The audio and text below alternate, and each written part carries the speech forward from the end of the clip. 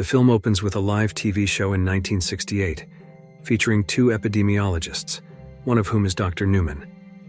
They discuss the prospects or potential of a global pandemic, where Dr. Newman asserts his belief that humans will overcome all potential threats. However, he claims that fungi will pose a more dangerous problem to humans than other microorganisms because these fungi tend to be psychoactive, not pathogenically physiological. He explains that Ophiocordyceps unilateralis is a fungus that can control the brains of ants, kill them, and prevent them from decomposing. His colleague claims that this fungus is known not to affect humans. Dr. Newman agrees, but notes that potential global warming could allow the fungus to adapt to much higher temperatures, where a single genetic mutation could enable it to attack human brains and cause a global pandemic affecting billions of people. In 2003 in Austin, Texas, specifically on September 26th, Sarah Miller prepares breakfast for her father, Joel Miller, who is getting ready for work. After being reminded by his brother, Tommy Miller, that it would be better to take a double shift that day to earn more money, Sarah feels disheartened, knowing she won't be able to celebrate her father's birthday together. However, Joel tries to comfort her and promises to come home that night with a cake. After breakfast, Sarah gets ready for school. She secretly takes $60 from her father's dresser drawer, along with a broken watch of his before heading to school. Sarah tells her neighbor, Mr. Adler, that after school she will bake a cake with Mrs. Adler, his wife. After school, she takes a bus to a watch repair shop, where she is surprised to learn that the repair cost for her father's watch is only $20. As her father's watch is being repaired by the shop owner, Sarah briefly sees a police car speeding by. Shortly after, the shop owner's wife suddenly enters the shop and asks to quickly close it while returning her father's watch, then urges her to hurry home. Sarah arrives at the Adler's house to help bake a cake. Sarah takes the opportunity to do homework while Mrs. Adler feeds her mother, Nana, who appears to be very ill and unwilling to eat. Sarah immediately enters Nana's room to see Mrs. Adler's DVD collection. Behind her, Nana appears to be in pain. Sarah asks to borrow one of the DVDs and takes some cakes before finally going home. Before she leaves, Sarah notices the Adler's dog, Mercy, acting strangely while staring at Nana. When leaving, Sarah sees fighter jets flying by. Eventually, Joel arrives home an hour late without the cake, which disappoints Sarah. Sarah decides to give her father the repaired watch and a copy of the video movie she borrowed from the Adler family. They spend time watching it on the couch, where Sarah eventually falls asleep.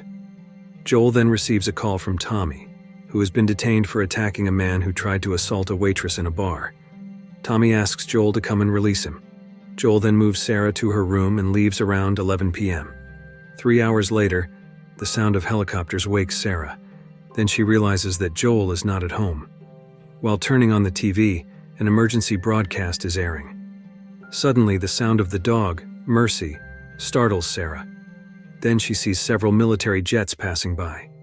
In a panic, Sarah takes Mercy back to the Adler family's home. There, she enters and finds Mr. Adler severely injured. More shockingly, she discovers that Nana has killed Mrs. Adler. Sarah quickly escapes, while Nana immediately chases after her. At the right moment, Joel and Tommy urgently get her into their car and quickly drive away from the area, hitting the infected Mrs. Adler and Mr. Adler. They must pass through police blockades while debating in the car about what is happening. They try to navigate through the city, which is already filled with panicked people. They attempt to take another route, but find their way blocked. As they enter the city, a passenger plane crashes behind them, with debris hitting Joel and Tommy's car. Their car is severely damaged, and Sarah struggles to get out with Joel, while Tommy is already at the side of the car. A police car then hits Tommy's car, separating them. They get separated as Sarah can't run. Joel carries her and avoids an infected person. Joel is almost attacked, but fortunately the zombie is incapacitated by a police officer. Unfortunately, following orders from his superior, the officer is instructed to kill Sarah and Joel. Joel manages to evade and causes himself and Sarah to fall, as the officer approaches again and apologizes for having to kill them. At the right moment, Tommy arrives to kill the officer, but Sarah severely injured from a gunshot. And unfortunately, Sarah's life cannot be saved, and she dies in Joel's arms. 20 years later, a child walks through the woods towards Boston, which has been devastated and turned into a quarantine zone. The child is brought into a military base camp, where he is scanned with a device that then displays a red sign indicating the child is infected with the cordyceps fungus. A woman named Tess and Joel are among other quarantine zone residents, burning bodies previously infected. Joel throws the boy, who turns out to be the same boy earlier. Joel then receives payment for his rough work, while inquiring about other jobs he might get that day.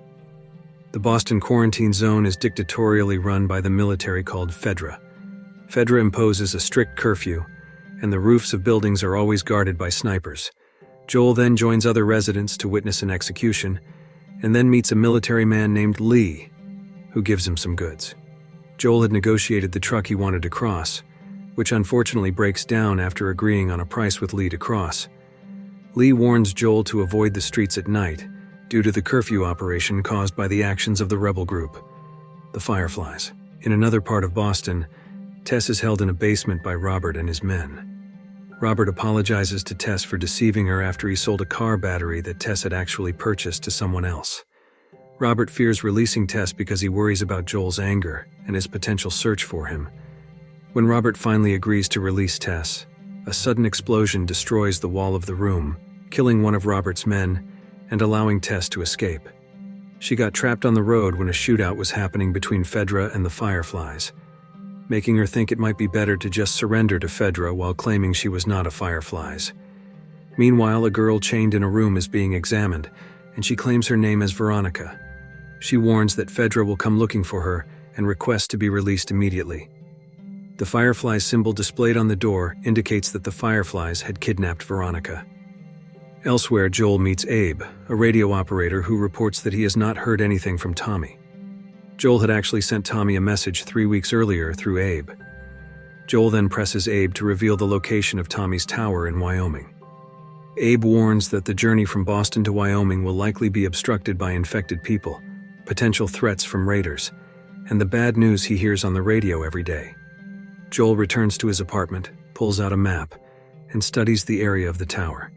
It is revealed here that Joel still wears the watch repaired by Sarah 20 years earlier. He then falls asleep, as does Tess, who also returns home.